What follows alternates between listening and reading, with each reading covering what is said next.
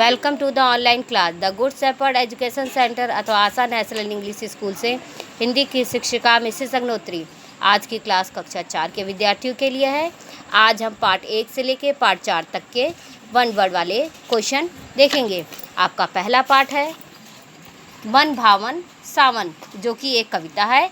आपको इस कविता के आधार पर 10 प्रश्न दिए जा रहे हैं, जिनको आपको कविता को ध्यान से पढ़कर उन प्रश्नों के उत्तर स्वयं लिखने होंगे। आइए अब आप अपने पाठ कविता से संबंधित प्रश्नों को देखिए। सर्वप्रथम आप पाठ का नाम डालिए। पाठ 1 मन भावन सावन। आपका पहला प्रश्न है कविता में किन फूलों की चर्चा की गई है। आपका दूसरा प्रश्न है वर्षा की धार पत्तों पर कैसे पड़ रही है। तीसरा प्रश्न है आकाश में मेघ कैसे घिर आए हैं। आपका चौथा प्रश्न है प्रस्तुत कविता के रचयिता का नाम लिखो। आपका अगला प्रश्न है कवि का मन किसकी धार पकड़ झूलता है। आपका अगला प्रश्न है तारों के दल कैसे फैले हैं। अगला प्रश्न है मेघ कैसे बरसते हैं। आपका 8वां प्रश्न है सावन में किस फूल की कलियां हर पल बढ़ती हैं।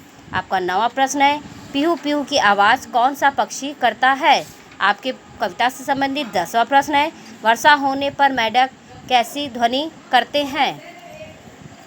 आप पार्ट 2 से संबंधित वन वर्ड प्रश्नों के उत्तर देखिए।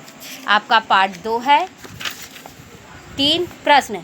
आपको इस पार्ट से संबंधित 10 प्रश्न दिए जा रहे हैं, जिनके उत्तर आपको स्वयं ढूंढने हैं। आप अपने पाठ को ध्यानपूर्वक पढ़िए और उन प्रश्नों के उत्तर स्वयं ढूंढिए। चलिए अब आप अपने पार्ट 2 से संबंधित प्रश्नों को देखिए। पार्ट 2 3 प्रश्न।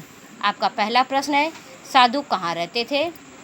दूसरा प्रश्न है साधु दिखने में कैसे थे।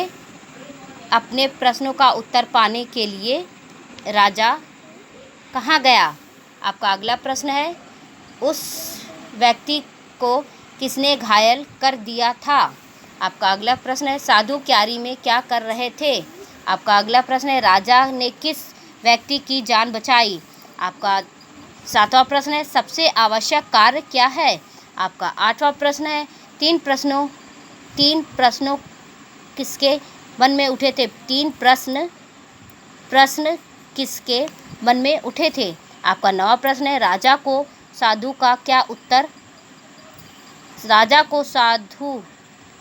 उत्तर सुनकर क्या हुआ।